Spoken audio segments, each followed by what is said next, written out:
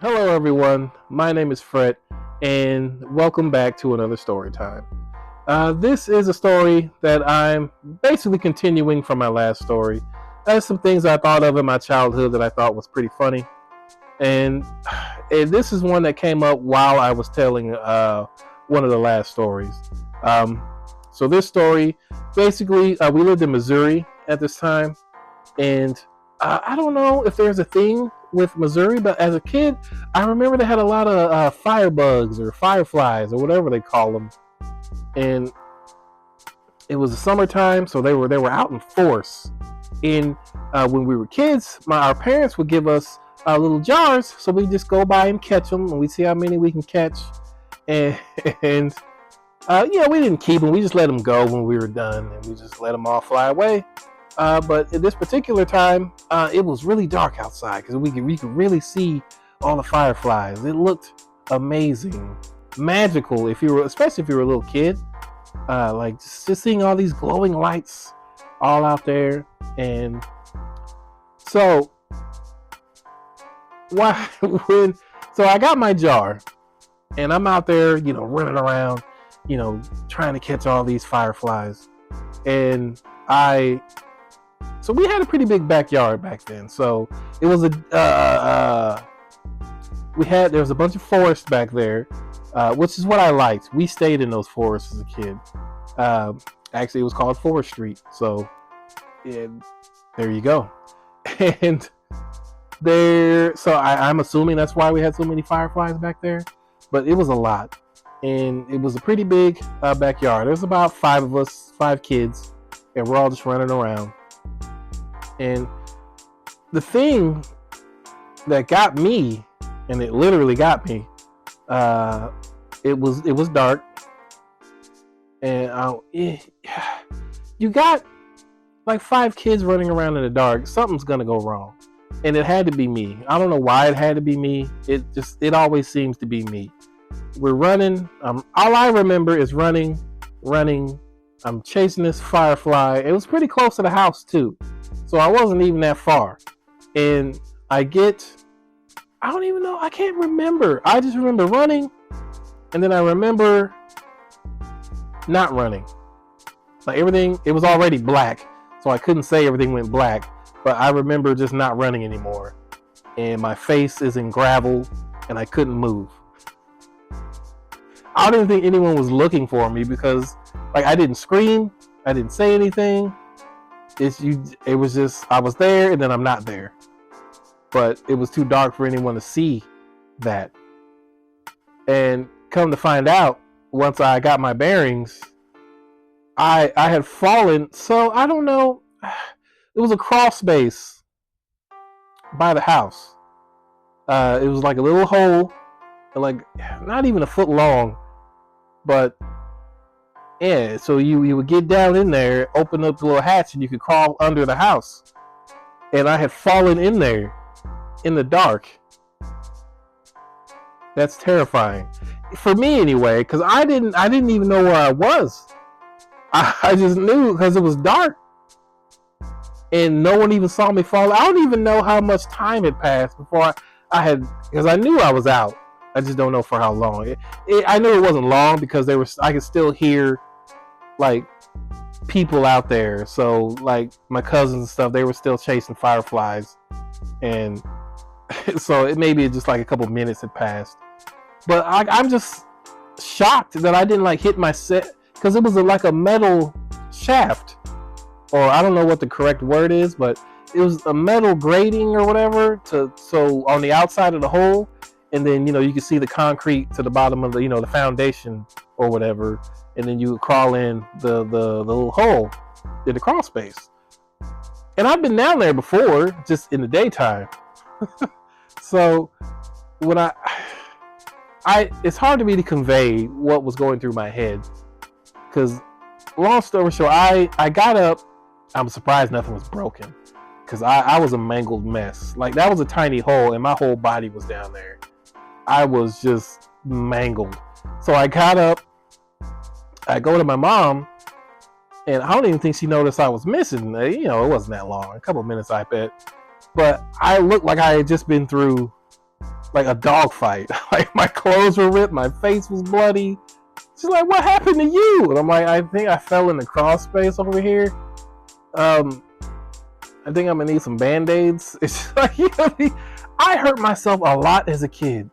Like, we were wild. Like I said, we stayed in those woods back there. I was a bloody mess.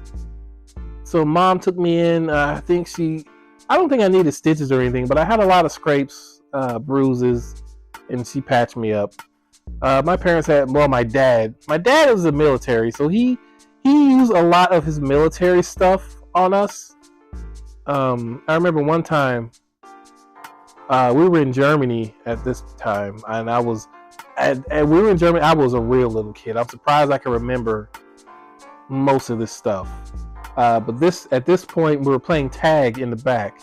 There was a playground behind.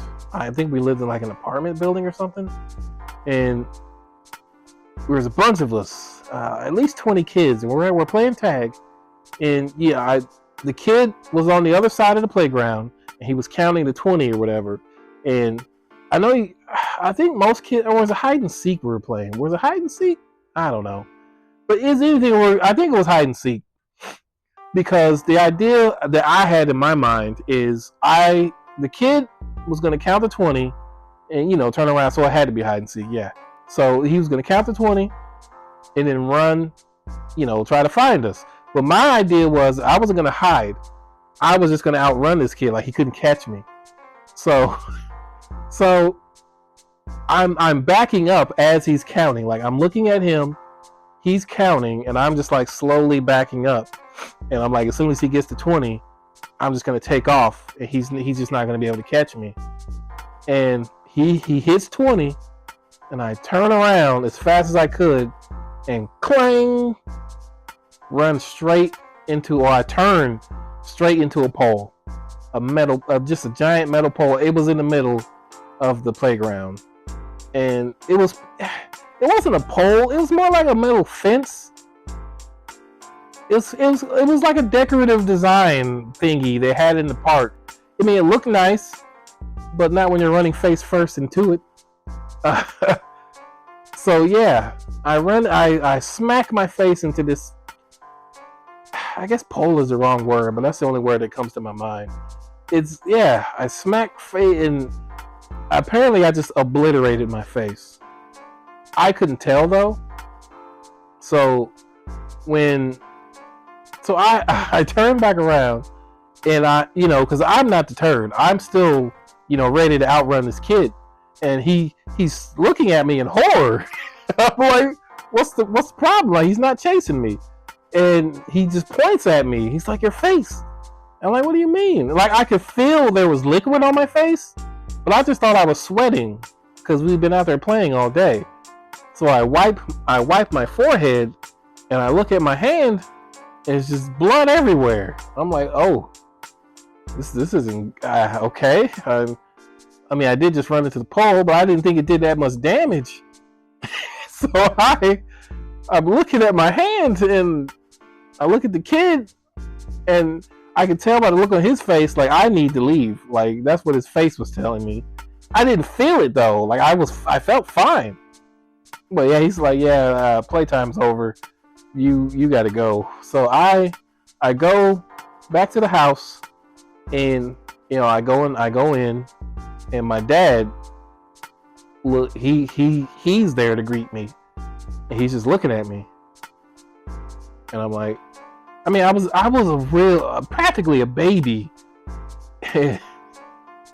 He takes me to the car. I'm thinking we're going to the hospital or something, and he opens up the trunk, and he pulls out his military first aid kit or whatever, and he literally stitches me up right there at the trunk of the car, and puts like a big old patch on my head, like a gauze patch or something.